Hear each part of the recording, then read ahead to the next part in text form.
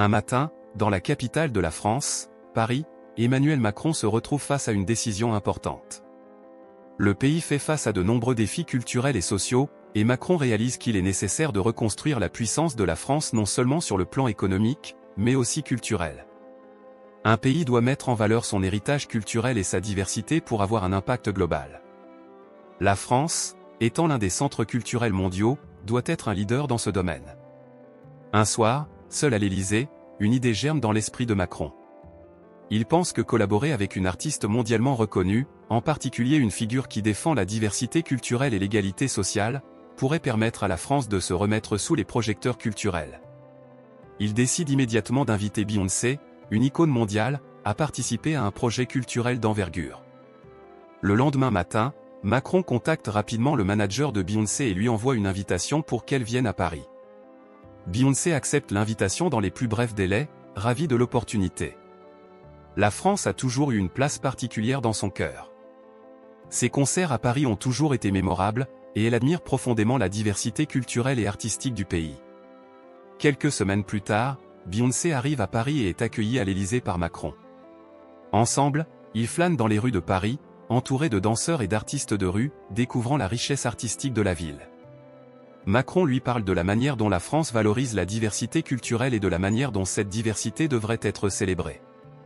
Beyoncé, elle aussi, croit en la puissance de l'art pour unir les gens. Les arts brisent les frontières et rapprochent les sociétés, déclare Beyoncé. La France a toujours été un pays qui a embrassé l'art et la culture. Ensemble, nous pouvons envoyer un message puissant au monde.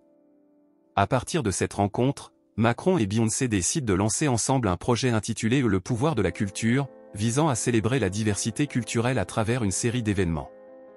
Le projet ne se limitera pas à un simple concert ou une exposition, mais engloberait des performances de danse, des projections de films, des discussions sur la diversité et des ateliers artistiques.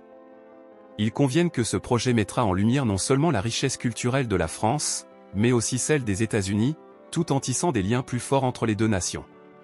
Le premier événement de ce projet se déroule dans les prestigieuses galeries d'art de Paris et dans d'autres lieux culturels emblématiques. Une grande exposition est organisée, combinant l'art historique de la France et les œuvres contemporaines américaines. Cette exposition met en avant la manière dont les deux cultures se nourrissent et s'enrichissent mutuellement. Après une semaine de manifestations, le projet culmine avec un grand concert à l'Opéra de Paris. Beyoncé, accompagnée d'artistes et de musiciens français et américains, donne une performance exceptionnelle. Ce concert, cependant, n'est pas seulement une performance musicale, mais un message fort sur l'égalité sociale et la diversité culturelle. Beyoncé interprète ses chansons tout en abordant des sujets cruciaux comme les droits des femmes, la justice sociale et la nécessité de promouvoir la culture sous toutes ses formes. Lors de l'événement final, Macron prend la parole devant un public international. L'histoire de la France a toujours été celle de la diversité, de la liberté et de l'égalité. Aujourd'hui, ce projet nous rappelle que la culture est un pont, un moyen de communiquer et de se comprendre, au-delà des frontières et des différences. Nous devons être fiers de notre héritage, tout en célébrant ce que le monde peut apporter à notre société, déclare-t-il. Beyoncé, à ses côtés, ajoute « La culture nous unit. Nous pouvons faire face aux défis ensemble, non pas comme des étrangers, mais comme des alliés dans un monde plus juste et équitable pour tous. Ce projet est un modèle pour l'avenir, et je suis fier d'y participer. » Les événements à Paris attirent un public international et la France devient un centre culturel majeur pour des discussions sur la diversité, l'égalité et le rôle de l'art dans la société. Les relations entre la France et les États-Unis se renforcent et cette initiative inspire d'autres pays à organiser des projets similaires.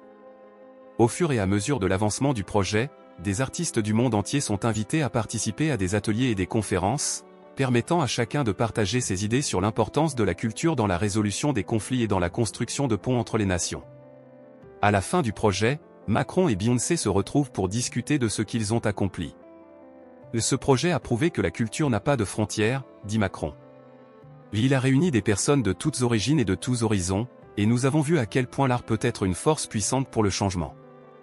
Beyoncé, émue, répond « Nous avons planté une graine aujourd'hui, et j'espère qu'elle continuera à croître. Ce n'est que le début, et je crois profondément que nous pouvons changer le monde, un artiste à la fois. » Le projet Le pouvoir de la culture devient ainsi un modèle de diplomatie culturelle, montrant comment l'art, la musique et la collaboration internationale peuvent transformer des sociétés et établir des relations durables entre les peuples. La France, sous la direction de Macron, prend sa place de leader mondial dans la promotion de la diversité culturelle et de l'unité à travers l'art.